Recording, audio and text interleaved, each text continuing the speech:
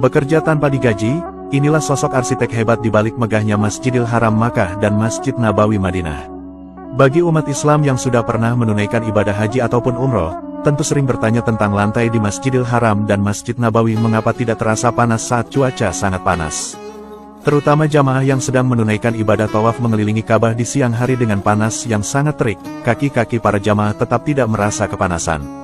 Ternyata, lantai yang bisa menahan panas tersebut, disebabkan karena memang didesain sejak awal untuk para jamaah agar saat ibadah tidak merasa terganggu.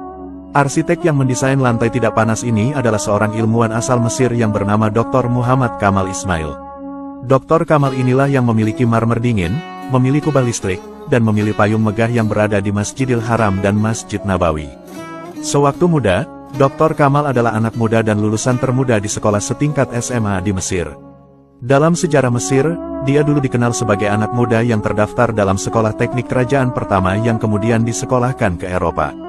Ia kemudian memperoleh 3 gelar doktor di bidang arsitektur Islam. Selain itu, ia juga pernah mendapatkan sel nil dan pangkat besi dari raja.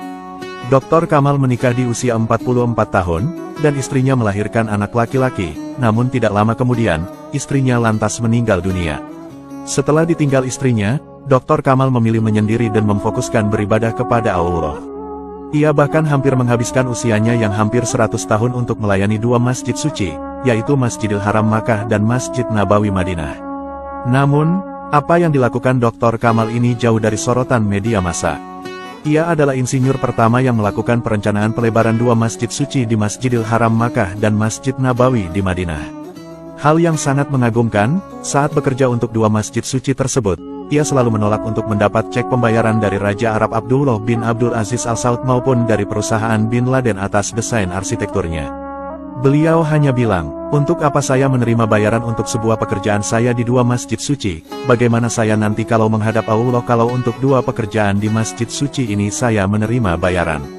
Dokter jenius ini, adalah sosok yang menemukan bahan batu marmer yang bisa dipakai untuk melapisi lantai yang ada di Masjidil Haram dan Masjid Nabawi agar lantai tersebut bisa menjadi lebih dingin sehingga membuat jamaah yang tawaf tidak merasa kepanasan.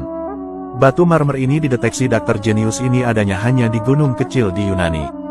Di mana, di gunung-gunung lain tidak ada.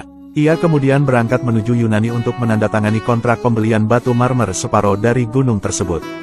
Meskipun marmer yang dibeli itu jumlahnya adalah separuh dari 1 gunung di Yunani, namun pemanfaatnya hanya untuk Masjidil Haram.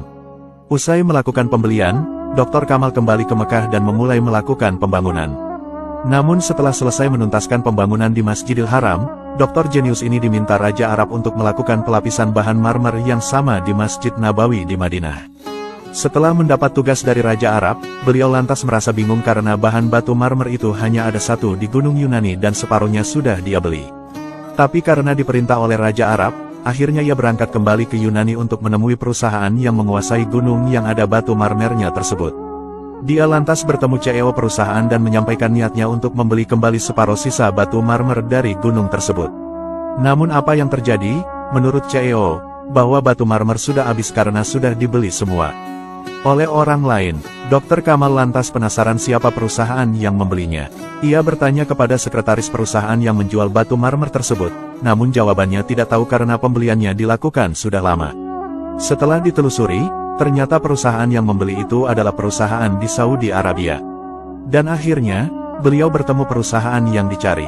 Dr. Kamal lalu ditemui oleh direktur teknik. Menakjubkannya, batu marmer itu masih utuh dan belum dipakai sama sekali. Dr. Kamal lantas menangis. Beliau lantas menceritakan kisahnya mencari marmer dari Yunani tersebut yang tujuannya untuk pembangunan di 2 masjid suci yaitu Masjidil Haram dan Masjid Nabawi.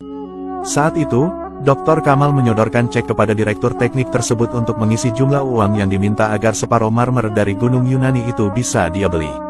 Ternyata direktur teknik tersebut tidak mau mengisi karena dia tahu ternyata batu marmer yang ada di Yunani itu memang dipersiapkan Allah untuk 2 masjid suci. Direktur tersebut mempersilakan kepada Dr. Kamal untuk mengambil marmer tersebut dan dipergunakan untuk pembangunan 2 masjid suci. Subhanallah, Dr. Kamal pun lantas merasa lega karena bisa melanjutkan pembangunan di Masjid Nabawi sesuai perintah Raja Arab. Dr. Kamal yang dikenal sangat religius tersebut, setelah bisa menuntaskan pembangunan di 2 masjid suci, tidak lama kemudian Dr. Kamal meninggal dunia pada Agustus tahun 2008. Dan sampai sekarang, jasanya masih terus bisa dinikmati oleh seluruh umat Islam di seluruh dunia setiap menjalankan ibadah di Tanah Suci. Semoga kita semua bisa berangkat haji dan umroh ke Tanah Suci, dan bisa beribadah di kedua masjid suci. Amin.